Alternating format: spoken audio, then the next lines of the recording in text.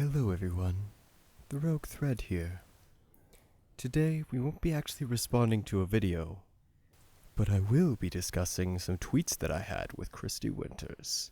Kristi Winters is a... Hey, that's the wrong one. Get rid of that. Kristi Winters is a YouTuber and a sociologist, I believe, that makes a lot of videos on social justice.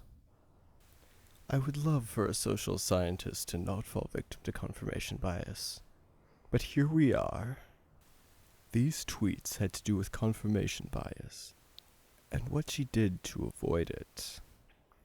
By the looks of things, she really didn't do much, and maybe she doesn't seem to understand what confirmation bias is. So, in that case, I will explain how it works.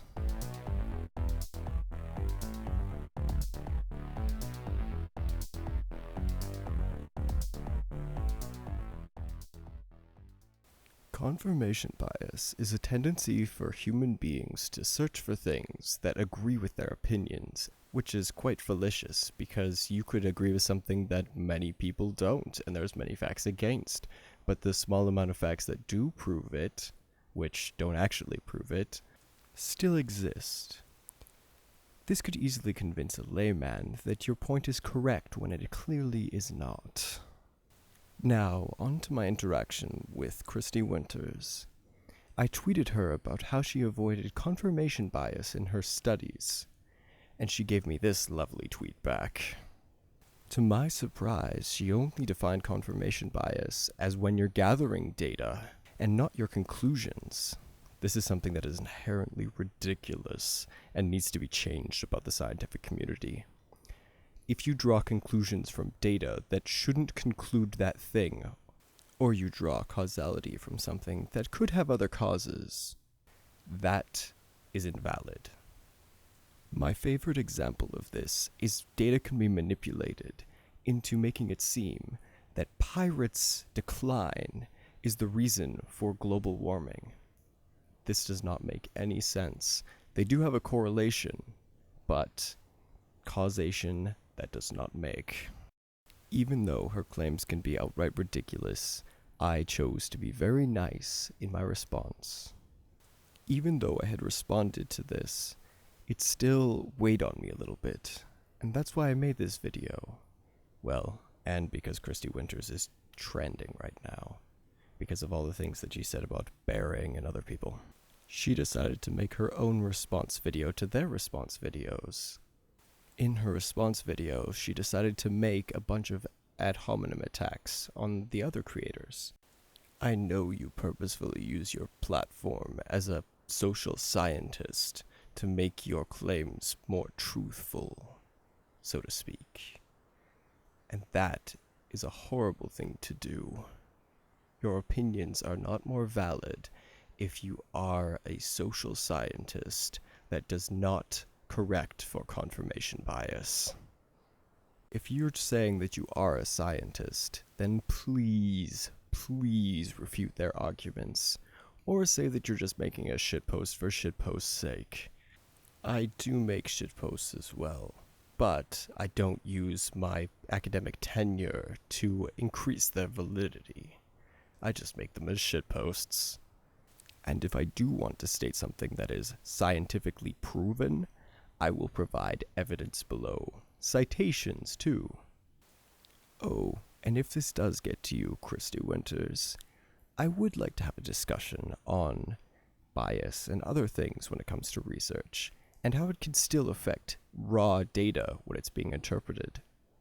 Since it is relevant to the situation, seeing that Kristi Winters has made a lovely video in response to Bearing's channel being taken down, I think it is appropriate to address what happened to Bearing's channel in this video as well.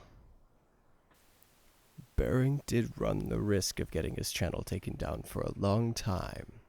I was unaware of this, but he was using a character from a TV show, a kids' TV show.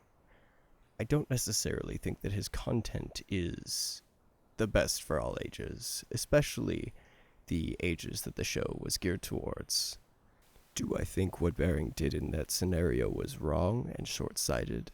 Absolutely. But to say that that makes his ideas wrong on other topics, or to say that that makes him unfunny, is quite another. I still very much enjoy Bearing's content, including his music, and I do wish to see his channel reinstated. Maybe without the copyright photo, but still, I still think that his material on its own, without that other bear, should remain. I do think that YouTube's actions were rather rash in splitting the one copyright claim into 3, but I do think an agreement can be reached by both parties to keep Bearing's channel alive and to remove the imagery from Bearing's channel. Now, do I believe that YouTube should be free of suspicion of censorship in this case? No, but I do believe that nobody should accuse them like a witch. That is what people like social justice warriors do. We have to keep ourselves above those people. We cannot use their tactics, or we will become as bankrupt as they are. I'm not saying everyone in the feminist or social justice communities are this way. I'm saying that your leaders can be very morally bankrupt. Maybe what you want is a good thing, but what your leaders want is quite another.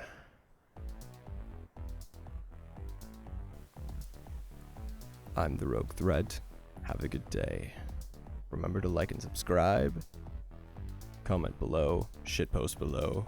I don't care. Just don't go shitposting on other people's channels because I said something about them. I said something about them. You don't have to go and attack them. Thank you.